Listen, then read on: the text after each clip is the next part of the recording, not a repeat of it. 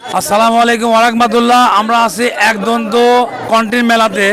আমাদের এখানে আছে আমাদের শফিক ভাই, যারা পাবনার মানবিক কাজের সঙ্গে জড়িত আছে। আমরাও মানবিক কাজ করি ইকবাল হোসেন ফাউন্ডেশনের মাধ্যমে।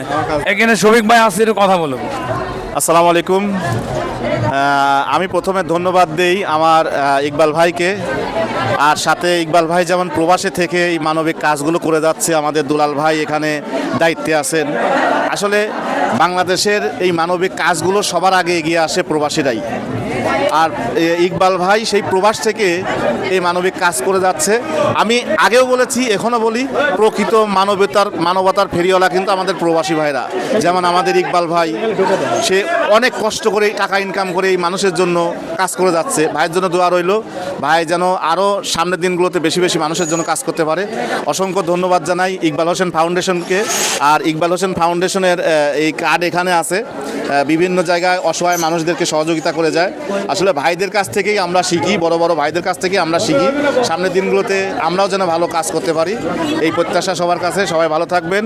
আর আবারও ইকবাল ভাইকে এবং দুলাল ভাইকে ধন্যবাদ জানাই। এই মানুষটা এখানে কষ্ট করে, আর ইকবাল ভাই বিদেশে কষ্ট করে। এই দুই কষ্ট মিলেই দেশের কিছু অসহায় মানুষের পাশে দাঁড়ায় সব সময়। ভাইয়ের জন্য দোয়া রইল, আপনাদের জন্য দোয়া রইল। ধন্যবাদ।